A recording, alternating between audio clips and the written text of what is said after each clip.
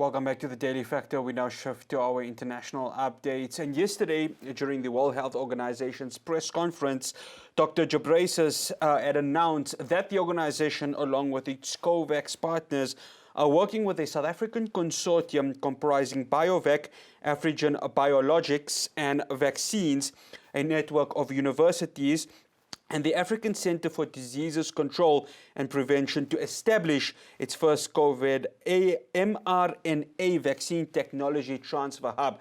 Now, in the grand scheme of things, this will help not just South Africa, but the rest of the African continent in getting free, equitable vaccines. Now, earlier on, I had spoken to Professor Penny Moore from the NICD and from Wits University just to give us an update with regards to this partnership and, of course, how far this will go in helping South Africa in terms of its vaccines and for the rest of the continent. Professor Moore, good afternoon, and thank you so much for joining us. Good afternoon. Thank you for having me. No, it's an absolute pleasure. Professor Moore, of course, the WHO set to assist this SA consortium in vaccine distribution. This is massive, isn't it? It's the beginning of, I think, what could be a very big thing, yes. As you know, we don't have good vaccine development capacity in South Africa or Africa. And this is one of the many initiatives that people are trying to move forward as fast as possible to address that gap.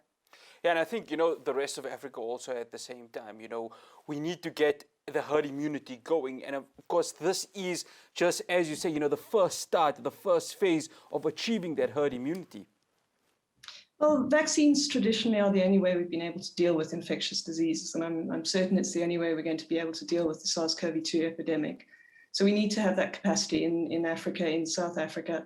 But it goes beyond SARS-CoV-2. Ultimately, we hope that by developing these kinds of platforms and having them in place, in country, on the continent, that will give us the flexibility and the technological know-how to be able to rapidly move forward to address other emerging pathogens as they come out.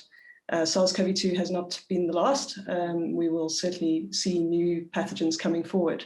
And when that happens, we need to be better prepared to develop vaccines at the sort of pace that we've developed vaccines for SARS-CoV-2. We never in the history of pathogenesis have we developed vaccines so quickly, and we need to harness that speed.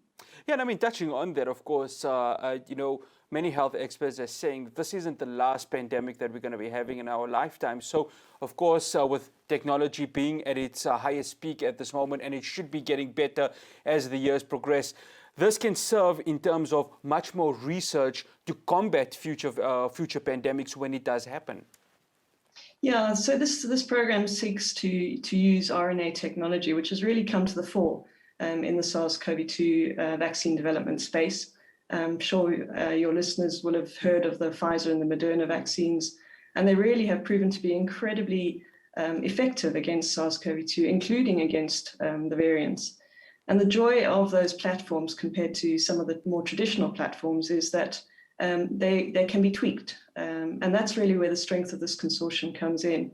In South Africa and Africa, but across the continent, we have sequencing capacity, which means that we can look deeply at the SARS-CoV-2 variants that are circulating in our communities here. And the hope is that we can nimbly move to take that knowledge of what the vaccines need to be targeting and quickly turn those into novel vaccines that can be developed on the African continent. Professor Moore, there's a good trust factor that you can see between Dr. Ghebreyesus and, of course, President Cyril Ramaphosa. And it can only serve as a positive that the World Health Organization is really putting faith in South Africa to go ahead and assist not just us here in the country, but the rest of the continent. Yeah, I agree. I think we have a responsibility to work as an African continent together on this. Many of the technologies and many of the collaborations have been established over the last year as South Africa particularly has worked together to try to address our local epidemic here. And so this initiative really takes all of those collaborations that have been developed and puts them to good use for a novel platform. So really it's going from genotyping the virus all the way to developing a novel vaccine, testing it, and trying to get it out as quickly as possible. It will develop research capacity in this country. It's going to develop production capacity. And I hope ultimately this will turn into something that is the beginning of clinical trials developing vaccines that have been designed and made in South Africa.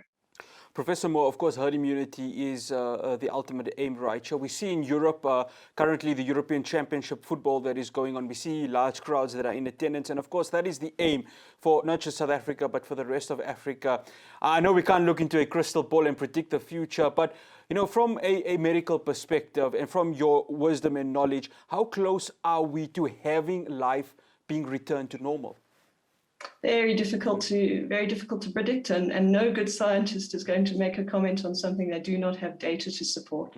I think what we can hope is that we get through this wave that's currently taking our country and get through that as quickly as possible. We have to understand that we are rolling out vaccines, but in parallel, we need to rely on the non-pharmaceutical interventions. We need to reduce the number of infections, both to protect ourselves, also to stop the development of new variants.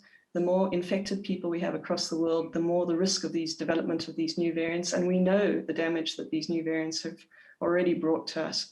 So, I'm not going to say that this pandemic is going to be over anytime soon. I suspect we will be living with this virus for the rest of our lives, and I don't think we'll ever be able to eradicate it. But I do hope that when we are able to roll out enough vaccines, we can return to a more normal life in the sense that the SARS-CoV-2 may become something like the flu. We'd have to have annual jabs to protect us, but we can live a normal life again. That's my hope.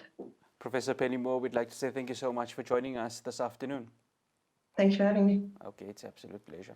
Professor Penny Moore from the NIC, the Wits University, just giving us a sort of an update with regards to the new vaccine partnership between the World Health Organization and a South African consortium. Again, we just hope that this partnership can bring about equitable vaccines and, most importantly, free access to it, because that's what we need, especially in poorer countries. And one of the things that I picked up yesterday from Dr. Gebreyesus' press conference was that poorer countries, developing countries, are going to suffer with regards to vaccine access. So we hope that the First World can play their part along with the World Health Organization in making sure that these nations get their vaccine and we can achieve global herd immunity for everyone to return back to normal. Well, after the break, we'll be shifting our focus to community news, so do stay tuned.